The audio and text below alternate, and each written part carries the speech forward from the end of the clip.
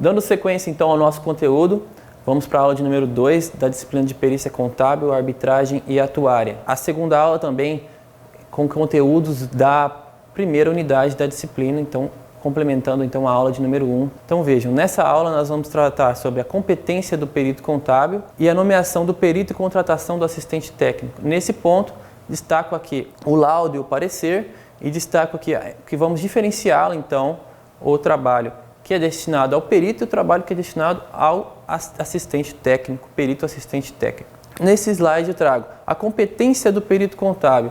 Por que a competência do perito contábil? Destaco a vocês a importância da disciplina e a relevância do perito diante do trabalho de perícia, qual é a relevância dele e a competência que ele deve ter para desempenhar esse seu trabalho.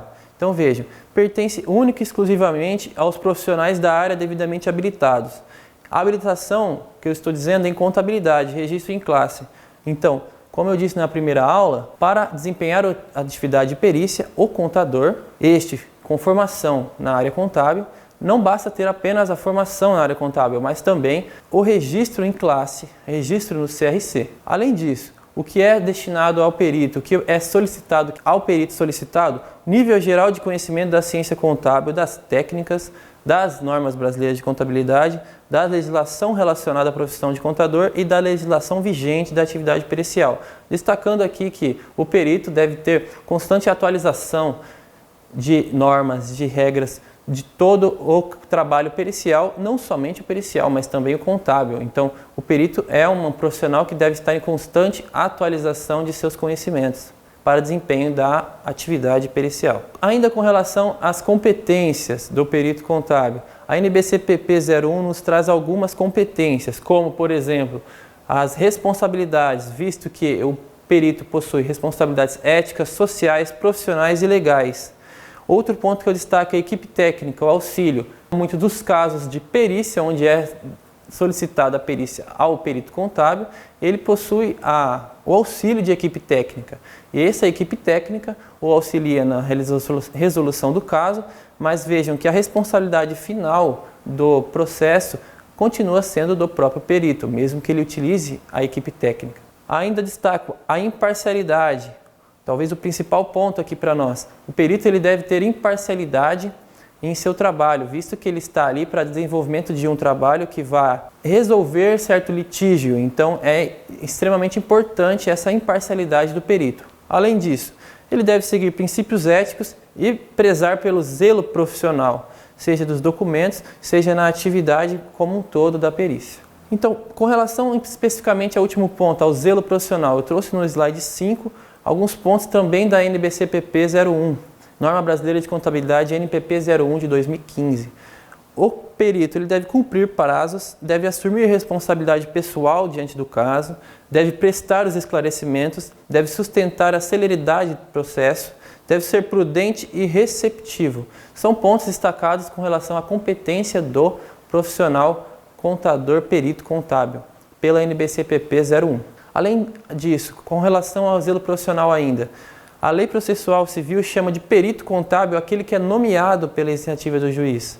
Então, existe a nomeação. Já o perito assistente é aquele indicado pelas partes. Então, aqui está a grande diferença entre o perito contador, indicado pelo juiz, pelo juízo, e o perito assistente, indicado pelas partes na perícia contábil.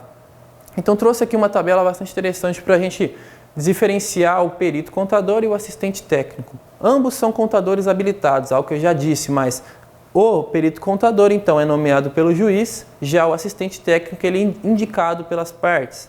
Os honorários é mediante determinação da justiça, o honorário do contador perito. E para o assistente técnico é indicado pelas partes, então, indicado por ela é esse honorário. É um profissional de confiança do juízo, o perito contador. Já o assistente técnico, profissional de confiança da parte, haja vista que fez essa indicação. E o laudo é aquele documento final apresentado pelo perito contador. Já para o perito assistente é o parecer técnico. Veja então, laudo pericial e parecer técnico. Está aqui lá na primeira aula que a gente ia trazer na segunda aula de forma mais específica. Então está aqui no quadro. Ambos são documentos escritos emitidos pelos peritos. que realizam o registro do conteúdo de seu trabalho realizado, trazendo os elementos de prova necessários para o seu término, sempre de forma clara e precisa, apresentando as suas conclusões. Então, ambos são produtos do trabalho pericial, que ao final o perito vai apresentar ao seu trabalho final e apresentar tudo o que realizou diante do trabalho.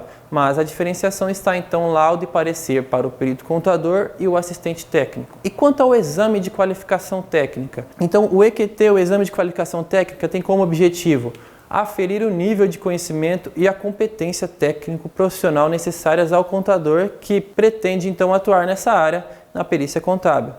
Diferentemente do exame de qualificação técnica para ingresso, registro de classe como contador, o EQT para perito contábil é realizado ao menos uma vez no ano. Pode ser 2, podem ser 3, mas ao menos uma vez. Diferentemente do exame de qualificação para ingresso no CRC, que é realizado 2 vezes ao ano. Aqui deixo os principais créditos e referências utilizadas nessa aula 2 e também na unidade de número 1 da disciplina. E vejo vocês na terceira aula do conteúdo da disciplina, que tem destino à unidade 2 da nossa apostila. Obrigado.